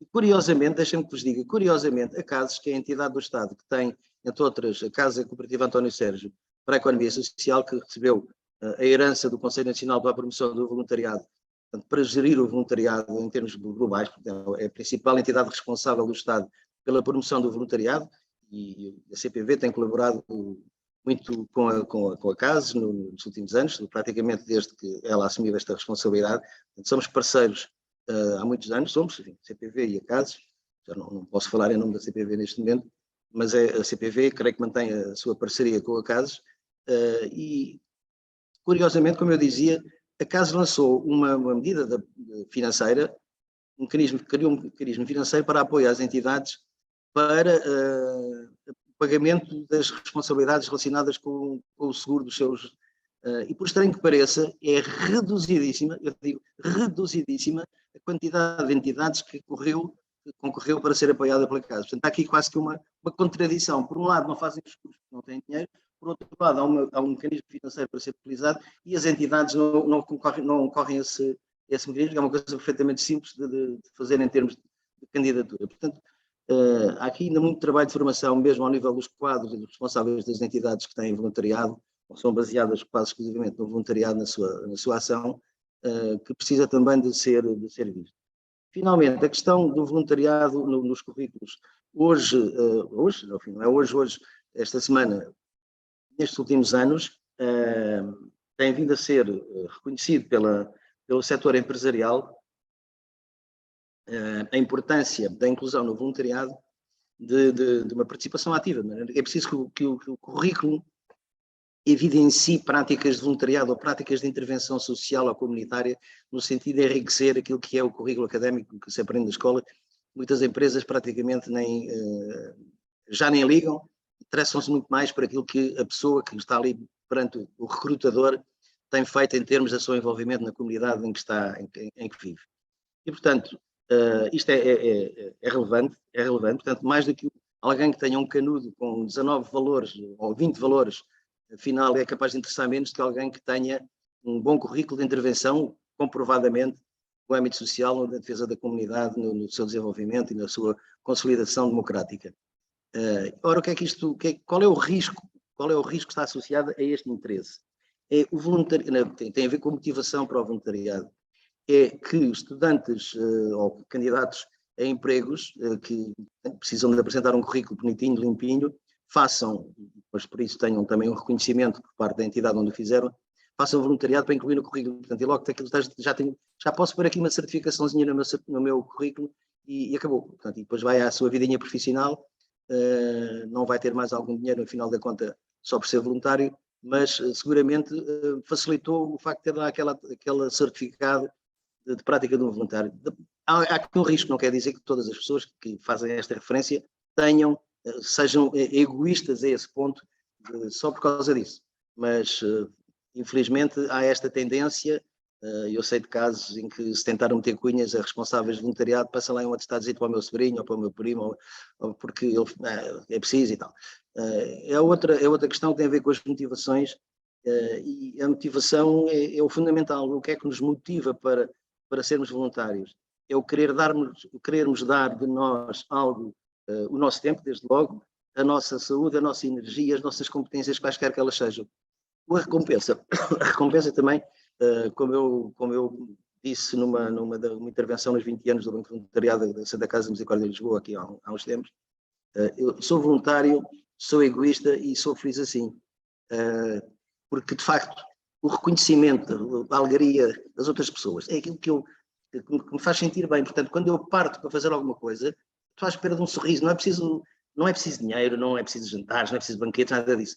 Às vezes é aquela palmadinha nas costas, tipo, bom trabalho, obrigado. É só isto que basta muitas vezes.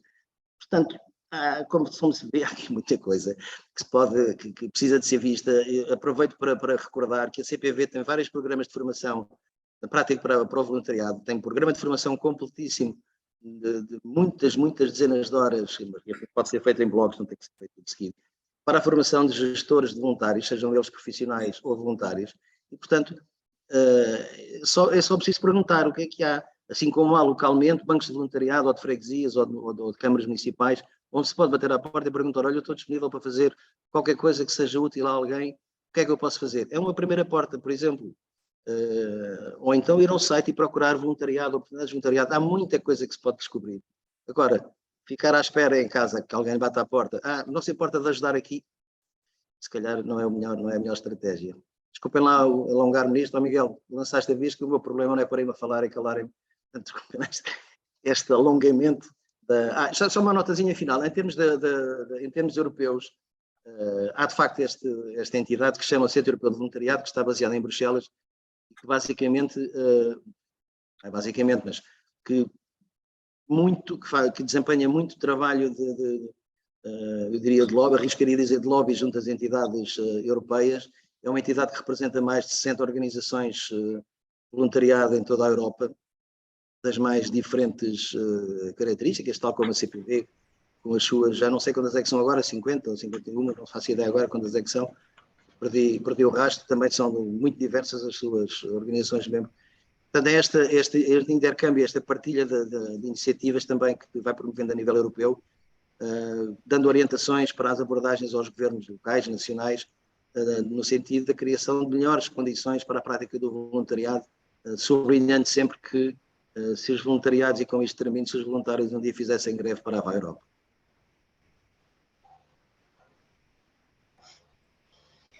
A forma como terminaste foi muito... É verdade. E aliás... Eu disse que era a última.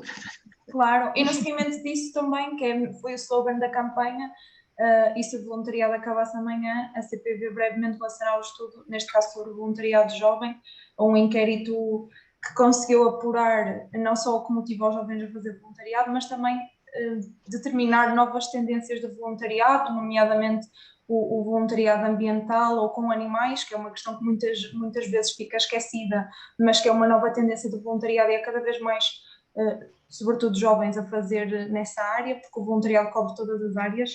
E eu ia aqui só fazer um pequeno ponto de situação, sem emitir nenhuma opinião, mas só para ficarem a saber sobre a Lei de Bases do Voluntariado, que vinha de 1998, portanto, uma lei que está completamente desatualizada e que a CPV tem tentado já há muito tempo fazer uma nova proposta de lei. Neste momento já está algo redigido, foi encomendado um estudo comparativo entre as leis de voluntariado de Espanha e do Reino Unido, à Fundação Reuters, que é a nossa parceira, e neste momento aguardamos os resultados desse estudo para realmente depois fazer uma consulta pública, porque aquilo que é pretendido colocar nessa nova proposta de lei é muito completo, ao contrário daquilo que atualmente está. Portanto, questões como se os catequistas poderão ser enquadrados no voluntariado e se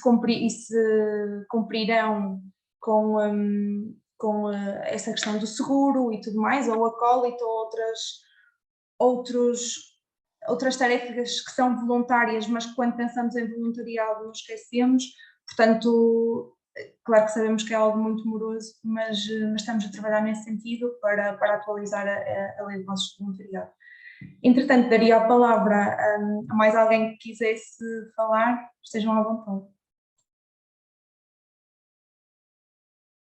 Podem abrir o microfone e falar.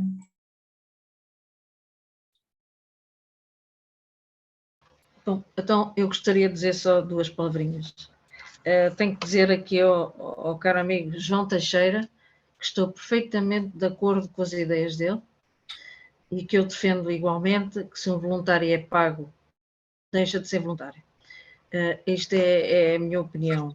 E agora, sendo um bocadinho menos utópica e mais realista, eu punha estas três palavras, que é voluntariado, dinheiro e formação. Tem que haver dinheiro. É isto que as pessoas... Não é para dar ao voluntário. Ou será de forma indireta, para captar o voluntário a ter condições de fazer voluntariado. Portanto, o dinheiro está sempre presente na nossa vida, quer nós queiramos, quer não.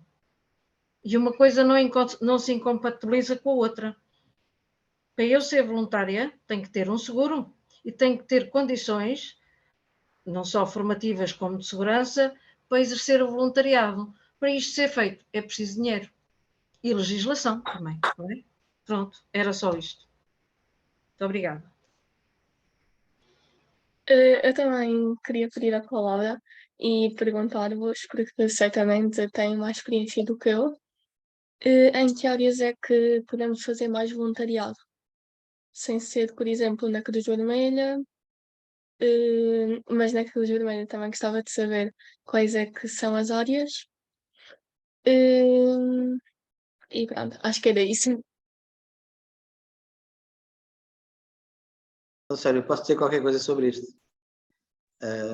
Os projetos de voluntariado, na minha modesta opinião, devem ser úteis à comunidade do nosso Estado. Não fazemos um projeto de voluntariado só para nosso próprio agrado, para a nossa própria satisfação. Eles devem ter um impacto, satisfazer uma necessidade que possa ser identificada na comunidade onde estamos. Se a comunidade precisar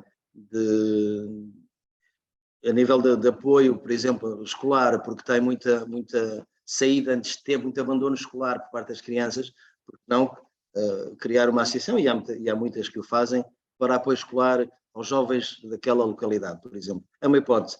Como é outra hipótese, muitos animais abandonados no nosso concelho, o que é que podemos fazer? A mesma coisa. Temos a organizar-nos, criar uma associação, formal ou informal, são várias medidas, são vários enquadramentos jurídicos para as associações, mas ela tem que, sobretudo, a atividade de voluntariado tem que ser uma resposta a uma necessidade concreta, como as respostas de emergência quando foi da Covid, fez aquilo para ser útil, que havia aquela necessidade de satisfação de levar a comida à casa das pessoas que estavam retidas em casa, de conseguir fazer um conjunto de coisas que as pessoas não podiam fazer porque estavam isoladas. Foi uma resposta, havia uma necessidade concreta, criou-se aquela resposta. O voluntariado é isso, e não precisa de ser nada espampanante, não precisa de ser uma coisa que encha as parangonas dos jornais, é uma coisa modesta, porque são os pequenos gestos que fazem a diferença na vida das pessoas. E se nós queremos mudar o mundo, como toda a gente quer mudar o mundo, todos nós queremos mudar o mundo, queremos um mundo melhor, mas temos que começar com uma pessoa de cada vez. Salvar a humanidade, ok, mas salvamos uma pessoa de cada vez, porque o carro é pequenino, não dá para levar muita gente ao mesmo tempo, portanto nós vamos criar aqui um serviço de shuttle para ir salvando as pessoas uma a uma. Agora, tudo depende das pessoas, de facto, cada um de nós, cada um de vós, quais são também as vossas apetências, naquilo que vocês sempre possam sentir-se úteis a fazer desenvolver um determinado projeto. Não vale a pena estar a criar uma associação, a criar montes de projetos e depois ir à procura das pessoas, porque depois nem há projetos, nem há pessoas. É um objeto social, digamos assim, de cada vez. Não vale a pena querer ser muito polivalente se depois nos faltam os recursos humanos e designadamente os recursos financeiros. E como disse a Margarida, o dinheiro é importante, de facto, como dizia um amigo meu, o dinheiro não é a primeira coisa, mas vem antes da segunda. Agora, quando se diz que é preciso ter condições financeiras para a prática do voluntariado, era o que eu dizia há bocado. As organizações, as entidades que são promotoras de voluntariado, que enquadram voluntários, que desenvolvem projetos de voluntariado, têm que assegurar aquilo que está previsto na lei. Como criar uma sociedade comercial é a mesma coisa, criar uma sociedade comercial tem que se respeitar aquilo que está regulamentado para as sociedades comerciais. No voluntariado é a mesma coisa. Se o voluntariado, se a lei de voluntariado diz que os voluntários têm direito de estar cobertos, têm a obrigação de estar cobertos por um seguro de responsabilidade civil e de acidentes pessoais, tem que se fazer esse esforço financeiro. Pedem-se apoios, enfim, tem que se criar essas condições, porque senão tudo corre bem enquanto não há problemas. Quando há um problema, é que leva depois todo o setor do voluntariado, leva por tabela, porque os voluntários não têm seguros, os voluntários não têm preparação. Pronto, agora podia contar as outras histórias, mas ficámos aqui o resto da tarde e não é essa a ideia, com certeza. Mas há esta necessidade, de facto, primeiro, responder com projetos de voluntariado a necessidades concretas das comunidades, e não precisamos que responder a tudo o que é necessidade do nosso país. Basta a nossa freguesia, basta o nosso bairro. Não é preciso ir muito longe, porque há muita coisa para fazer, felizmente ou infelizmente, o governo, verdade seja dita, não consegue fazer tudo, e provavelmente não tem que fazer tudo, qualquer que seja o governo. Obrigada, João. E aqui agora em género de, não de resumo, mas uma pequena nota final que eu gostaria de deixar ao encerrarmos este debate, que foi uma pequena pesquisa que fiz. São investigadores europeus que tentam estudar o significado da solidariedade a nível europeu, a nível pan-europeia, digamos assim. E o que é que aconteceu? Quando começaram a investigar e a fazer inquéritos às pessoas, descobriram que realmente não havia um conceito, que era muito difícil ter um common ground, portanto um chão comum sobre o conceito da solidariedade, até que tiveram que criar um espectro da solidariedade, um espectro muito alargado, porque no mesmo dia tinham pessoas a dizer solidariedade para mim é altruísmo, e outras pessoas a dizerem solidariedade para mim é muitas coisas menos altruísmo. Então fizeram um espectro que incluía também se viam a solidariedade como algo mais passivo ou algo mais ativo, realmente para tentarem ter um chão comum da solidariedade a nível europeu, porque as pessoas identificavam-se com múltiplos conceitos. Os 4 conceitos que estavam sempre ligados à solidariedade, que se podem destacar, era direitos humanos, empatia, cidadania ativa e inclusão. E o mais engraçado disto tudo é que, apesar de terem que ter criado um espectro porque não conseguiam definir de uma só forma, o que foi muito comum a todos, aliás, foi comum a toda a gente, a 100% dos participantes, foi que, apesar de não concordarem no que é que significa a solidariedade, todos concordaram que era necessário existir solidariedade a nível europeu. Para quê? Para enfrentarem juntos problemas dos nossos dias, quer sejam as pandemias, o extremismo, alterações climáticas, porque são cada vez mais problemas que não conhecem fronteiras e que não têm barreiras e não têm fronteiras e que são comuns a todos, por isso precisamos de os enfrentar e encontrar soluções em conjunto. Por isso achei interessante partilhar isto convosco, é um estudo da Salto, também que trabalha muito no Corpo Europeu de Solidariedade, por isso é estudar o conceito da solidariedade. E temos aqui 2 pessoas a quererem falar, muito brevemente vou-lhes dar a palavra para depois concluirmos. Ana Faria. Eu peço desculpa, boa tarde a todos e todas. Tenho estado aqui a ouvir-vos também com atenção, porque as questões do voluntariado nos são muito caras. Portanto, eu pertenço à Cooperativa de Solidariedade Social da Aproximar, portanto, nós temos também colaborado com a CPV e temos também um projeto interno de voluntariado. E eu só queria deixar aqui uma nota, porque eu penso que foi a Andreia que falou das áreas de voluntariado que se podem desenvolver e nas quais se pode desempenhar. Portanto, há várias áreas de voluntariado. Eu poderia dizer que há quase uma área de voluntariado para qualquer interesse que nós tenhamos. E, portanto, nós na Aproximar também temos um programa de voluntariado, nomeadamente mais dedicado às questões da mentoria e a mentoria em várias áreas, mais dedicado à empregabilidade, a questões de empregabilidade, por exemplo. Também temos uma área que está agora em forte expansão, que é dedicada também às questões da reinserção social, portanto, acompanhamento e mentoria com ex-reclusos, quer sejam pessoas que estiveram a cumprir pena dentro da comunidade, quer pessoas que estejam a cumprir pena privativa de liberdade e, portanto, no fundo, depois o acompanhamento que é feito quando as pessoas terminam esse cumprimento de penas. Deixar-vos aqui também uma consideração só ao final daquilo que tem sido a nossa experiência e também daquilo que vão partilhando em âmbitos de formação. A formação é efetivamente muito importante e acho que uma das coisas que ainda afasta as pessoas do voluntariado é não conhecerem o que é o voluntariado, não perceberem efetivamente o que é que se pretende e olharem muitas vezes para o voluntariado como algo que vem substituir aquilo que são os recursos de uma instituição. Não é isso que o voluntariado pretende. E depois dizer-vos que fico alegremente surpreendida com as questões dos jovens. Portanto, cada vez mais os jovens estão envolvidos nas questões do voluntariado, nomeadamente os jovens que têm escolaridade mais alta. Portanto, as próprias universidades cada vez mais criam programas e envolvem os jovens, e isto é muito importante para que se crie uma cultura de voluntariado, porque se olharmos, por exemplo, para os países nórdicos, portanto, norte da Europa, as taxas de voluntariado são muito superiores àquelas que se verificam em Portugal e nos países mais do sul da Europa, exatamente por isso, não é uma questão cultural, ainda não estamos devidamente familiarizados com o que é o voluntariado e as diversas formas com que ele se pode praticar. E agradeço a todas as intervenções, foi de facto muito interessante e muito obrigada e até uma próxima oportunidade. Obrigada, Ana. João. É só mesmo para terminar, só pegando na última intervenção da Susana, quando falou da questão da solidariedade. Solidariedade e voluntariado não são a mesma coisa. Eu posso ser solidário e não ser voluntário, mas não posso ser voluntário. Perdão, mas não posso ser voluntário sem ser solidário.